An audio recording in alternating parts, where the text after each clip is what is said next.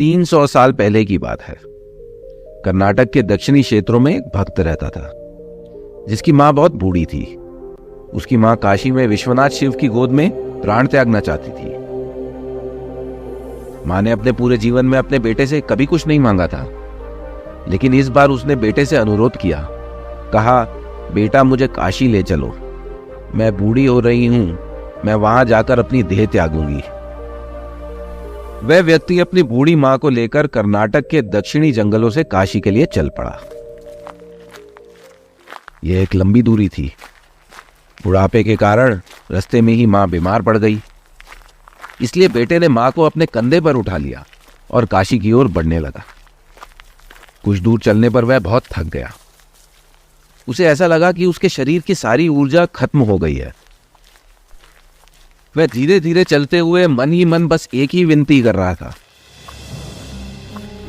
हे भोलेनाथ, मुझे इस एक प्रयास में असफल ना होने दे। ये एक चीज है जो मेरी मां ने मुझसे मांगी है, मुझे इसे पूरा करने दे। मैं उसे काशी ले जाना चाहता हूं। हम वहां केवल तुम्हारे लिए ही तो आ रहे हैं, मुझे शक्ति दे। जब वह चल रहा था, अचानक उसे एक घंटी की आवाज सुनाई थी। पीछे मुड़कर देखा तो घने कोहरे में से एक बैलगाड़ी निकल के आ रही थी। वह बहुत थक भी गया था। जैसे ही गाड़ी पास आई, वह बैलगाड़ी चालक का चेहरा तो नहीं देख पाया, क्योंकि चालक ने चादर ओढ़ रखी थी और मौसम भी बड़ा कोहरे वाला था। बेटे ने चालक से कहा, मेरी मां ठीक नहीं है, क्या हम आपकी खाली गाड़ी में सवारी कर सकते हैं? और चालक ने भी सिर हिलाकर हामी भर दी। बेटे और मां की खुशी का ठिकाना ना रहा। दोनों गाड़ी में बैठ गए और गाड़ी चल पड़ी। कुछ समय बाद गाड़ी में बैठे बैठे बेटे को एहसास हुआ कि जंगल का रास्ता तो बहुत उबड़ खाबड़ था, मगर उनकी यात्रा तो उस हिसाब से बहुत सहज हो रही है, झटके जरा भी नहीं लग रहे हैं। फिर उसने नीचे की ओर देखा और क्या देखा कि गाड़ी के पहिए तो घूम ही नहीं रहे थे, वे तो रुके हुए थे, लेकिन गाड़ी तो चल रही थी। फिर उसने बैल को देखा, बैल तो बैठा हुआ था और फिर भी गाड़ी चल रही थी। फिर उसने चालक को देखा और उसे वहां केवल चादर दिखाई दे रही थी, कोई आदमी नहीं था। फिर उसने अपनी मां को देखा। मां के आंखों से आंसुओं की धारा बह रही थी। मां ने कहा, अरे मूर्ख, हम पहले ही वहां आ चुके हैं, कहीं जाने की जरूरत नहीं है बेटा, यही वह स्थान है और अब तुम मुझे जाने दो। और मां ने वहीं अपना शरीर छोड़ दिया। देखते ही देखते बैल, गाड़ी और चालक गायब हो गए। बेटा अपने गांव वापस आया। लोगों ने सोचा, इतनी जल्दी वापस आ गया है, लगता है अपनी मां को कहीं छोड़ आया होगा, उसे काशी कहां ले गया होगा। उन्होंने पूछा, तुम अपनी मां को कहां छोड़ आए?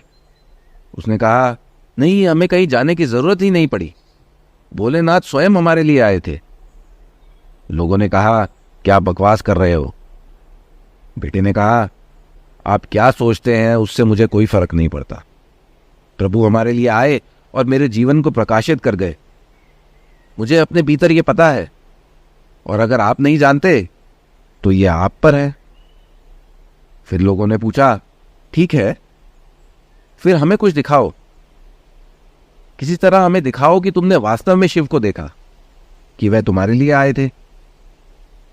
बेटे ने कहा, मैं नहीं दिखा सकता, क्योंकि मैंने उन्हें नहीं देखा।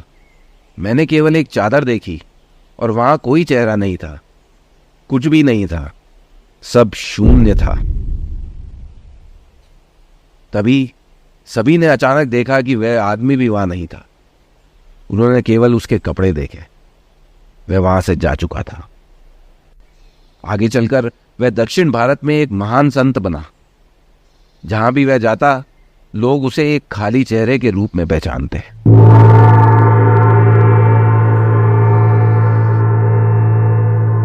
दोस्तों, वास्तव में विश्वास की गहराई मायने रखती है। जब हम इस प्रकार के दृढ़ विश्वास के साथ भोलेनाथ की आराधना करते हैं, तो वे हमारी पुकार सुनते हैं। ये बिल्कुल सच है कि दूसरे क्या सोचते हैं इससे कोई फर्क नहीं पड़ता। कभी कभी हमें एक दिव्य मार्गदर्शन का अनुभव होता है जिसे दूसरे समझ नहीं पाते। यह संबंध हमारे और भोलेनाथ के बीच का है जिसे केवल हम ही महसूस कर सकते हैं और इसकी गहराई को समझ सकते हैं।